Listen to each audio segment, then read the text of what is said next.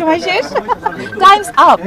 একজন অপু বিশ্বাস চিত্রনায়িকা, অপু বিশ্বাসের কর্ম যোগ্যতা নিয়ে দর্শকদের সামনে ছিল, সারা জীবন থাকবে, কারণ আমি জানি আমার থেকে বেশি ভালোবাসে সবাই আমার জয়কে। আশা রাখছি তারপরে জানি না কতটুকু সফলতার মধ্যে দিয়ে এগিয়ে যাব, ঘুরে দিতে পারে। এটা আমাদের চলচ্চিত্রের জন্য অনেক বড় একটা সুবাতাস বা একটা কি বলবো সুসংবাদ বলে আমি মনে করি। অনেকেই বলছে যে ঈদে মুখোমুখি সাকিব অপু। তা এটা আসলে আমার কাছে মনে হয় যে মুখোমুখি থেকে ইম্পর্টেন্ট হচ্ছে আমাদের কাজ হচ্ছে, সামনে আরও কাজ হবে, ইন্ডাস্ট্রি অনেক বেশি বিজি থাকবে। তো এটা হয়তো বা নিউজের কোনো কাটতি হতে পারে, এবং নিউজের জায়গা থেকে এটা একটা হয় না যে হেডলাইন বা সৌন্দর্য বাড়ানোর জন্য, এবং যারা দর্শকরা আছেন বা যারা ফ্যান ফলোয়ার আছেন যাতে নিউজটা বারবার পড়ে সেই জায়গা থেকে। দেশীয় গণমাধ্যম বিদেশি গণমাধ্যম থেকে ইম্পর্টেন্ট হচ্ছে যে আমি কাজ করছি, কাজ নিয়ে এগিয়ে যেতে চাই এবং কাজ দর্শকদের মাঝে ছড়িয়ে যেতে চাই।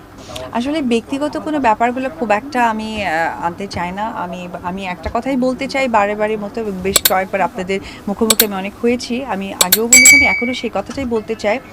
একজন অপু বিশ্বাস চিত্রনায়িকা, অপু বিশ্বাসের কর্ম যোগ্যতা নিয়ে দর্শকদের সামনে ছিল, সারা জীবন থাকবে। মাঝে যেটাই হয়েছে, মানুষ যেহেতু অনেক কিছুই হতে পারে, বাট আগামীতে আমার কাজ নিয়েই দর্শকদের মাঝে আমি বেঁচে থাকতে চাই। আমার কাছে ভালোবাসার সংজ্ঞা একটাই, যাকে বলে সম্মান করা এবং বিশ্বাস।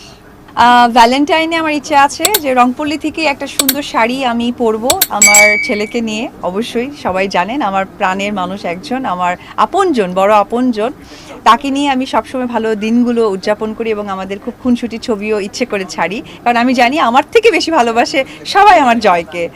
জয়কে নিয়ে ঘুরলাম, আর ও একটু পছন্দ করে প্লেগ্রাউন্ডে যেতে, তো ম্যাক্সিমাম সময় আমার ওর ড্রেসগুলো এক কালার আমি করি, এবং রংপল্লী থেকে আমি একটি শাড়ি নিব, যে শাড়ি থেকে আমি আমার পেজেও ছাড়বো আমি বলেছি, এবং সেটাই আমি ভ্যালেন্টাইনে পরবো।